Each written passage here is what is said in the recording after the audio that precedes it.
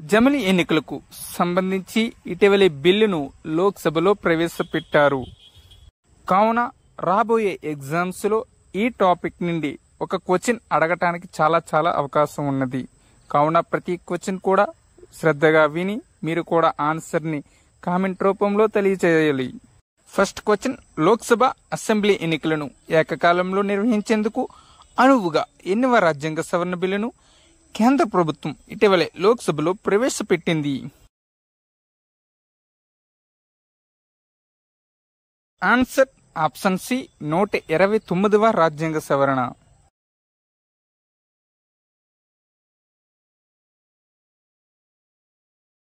జమిలి ఎన్నికలకు సంబంధించి 129వ రాజ్యాంగ సవరణ బిల్లును కేంద్ర ప్రభుత్వం ఏ తేదీన లోక్సభలో ప్రవేశపెట్టింది? మీరు కూడా మీ ఆన్సర్ ని కామెంట్ రూపంలో తెలియచేయండి. Answer option D, December 17.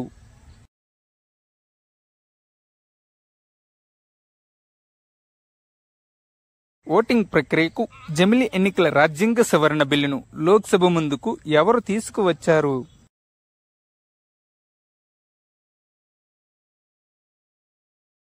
Answer option C, Arjun Ram Meghwal.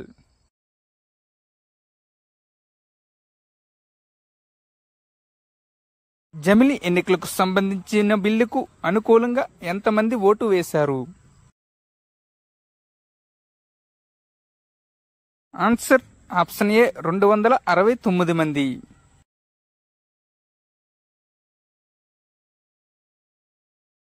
జమిలి ఎన్నికల బిల్లుకు సంబంధించి లోక్సభలో ఎంతమంది వ్యతిరేకంగా ఓటు వేశారు?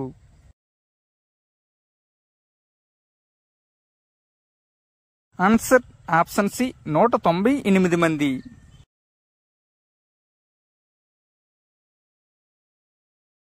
జమిలి ఎన్నికల నిర్వహణ కోసం ఎవరి అధ్యక్షతన ఇటీవలే కమిటీ వేయబడింది?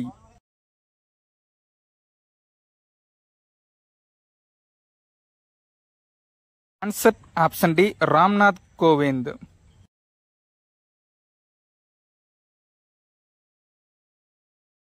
ఏ తేదీన జరిగిన కేంద్ర మంత్రి వర్గ సమావేశంలో జమిలి ఎన్నికలకు సంబంధించి ఏకగ్రీవంగా నిర్ణయం తీసుకున్నారు?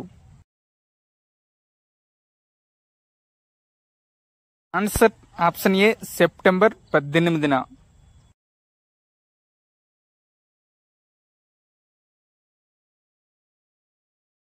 జమిలి ఎన్నికలకు సంబంధించి కేంద్ర మంత్రివర్గం తీసుకున్న నిర్ణయాలను ఎవరు వెల్లడించారు?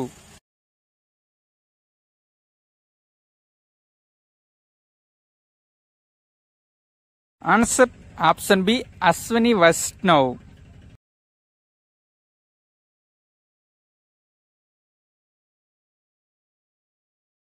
దేశవ్యాప్తంగా ఏ సంవత్సరం వరకు అన్ని ఎన్నికలు అనగా లోక్సభ మరియు రాష్ట్ర శాసనసభ ఎన్నికలు ఏకకాలంలో జరిగాయి?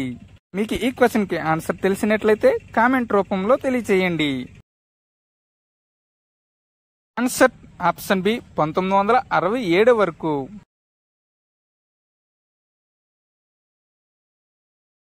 రామ్నాథ్ కోవింద్ కమిటీ జమిలి ఎన్నికలకు సంబంధించి ఎన్ని దేశాలలో అధ్యయనం చేసింది? ఆన్సర్ ఆప్షన్ ఏ, 7 దేశాలు. ఆ 7 దేశాలు ఏమనగా south Africa, Sweden, Japan, Belgium, Germany, Indonesia, Philippines. ఈ 7 వీటిని కూడా గుర్తు పెట్టుకోవాలి, ఎందుకంటే మనకి క్వశ్చన్ ఏ విధంగా వస్తుందో చెప్పలేకపోతున్నాం కావున. పార్లమెంట్, రాష్ట్ర అసెంబ్లీలకు ఒకేసారి ఎన్నికలు జరగడం ఉత్తమం అని లా కమిషన్ ఎప్పుడు చెప్పింది?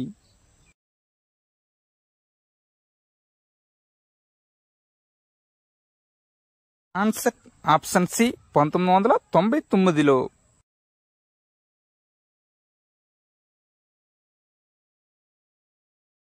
పార్లమెంట్, రాష్ట్ర అసెంబ్లీ ఎన్నికలు ఒకేసారి నిర్వహించడం ఉత్తమం అని పార్లమెంటరీ కమిటీ ఏ సంవత్సరంలో చెప్పింది?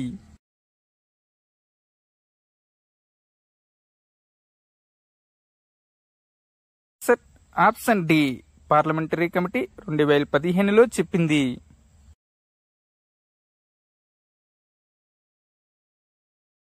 ఇండోనేషియాలో జమిలీ ఎన్నికలు ఏ సంవత్సరం నుండి నిర్వహిస్తున్నారు?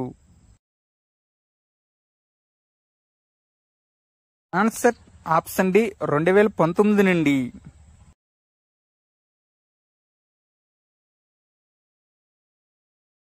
జమిలీ ఎన్నికలు మొదటి దశలో ఏ ఎన్నికలు నిర్వహించాలి అని రామ్నాథ్ కోవింద్ కమిటీ చెప్పింది?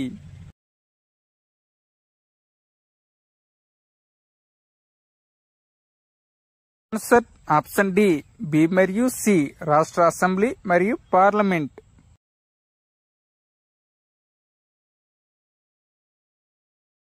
జమిలీ ఎన్నికలు మొదటి దశ పూర్తి అయిన ఎన్ని రోజుల తర్వాత రెండవ దశ ఎన్నికలు నిర్వహించాలి అని కోవింద్ కమిటీ సిఫార్సు చేసింది?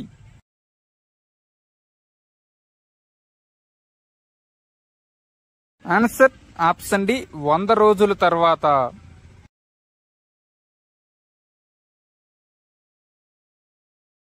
జమిలీ ఎన్నికల కోసం కోవింద్ కమిటీ ఎన్ని పార్టీలను సంప్రదించింది?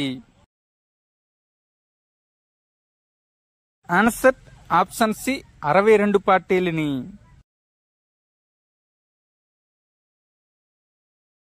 జమిలీ ఎన్నికలపై కోవింద్ కమిటీ 62 పార్టీలను సంప్రదించగా ఎన్ని పార్టీలు జమిలీ ఎన్నికలకు అనుకూలంగా ఉన్నాయి?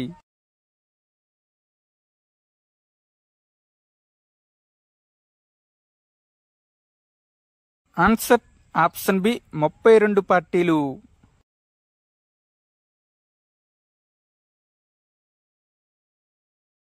జమిలీ ఎన్నికలపై కోవింద్ కమిటీ 62 పార్టీలను సంప్రదించగా ఎన్ని పార్టీలు జమిలీ ఎన్నికలకు స్పందించలేదు?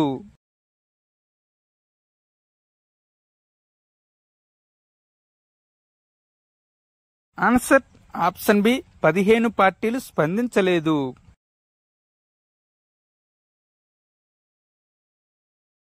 వన్ నేషన్ వన్ ఎలక్షన్ కమిటీలో లేని వ్యక్తి ఈ క్రింది వారిలో ఎవరు?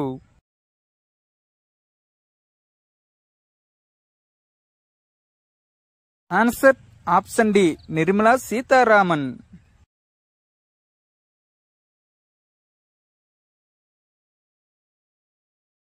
కోవింద్ కమిటీ జమిలీ ఎన్నికల యొక్క నివేదికను ఎవరికి సమర్పించింది?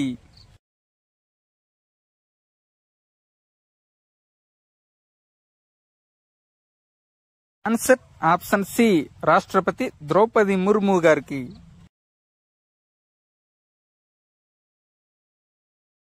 వన్ నేషన్ వన్ ఎలక్షన్ పై ఉన్నత స్థాయి కమిటీని రామ్నాథ్ కోవింద్ అధ్యక్షతన ఎప్పుడు ఏర్పాటు చేశారు? Answer option A 2023 September 2న.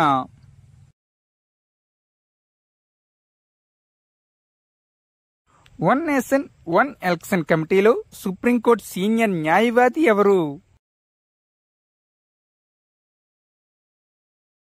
Answer option A Harish Salve.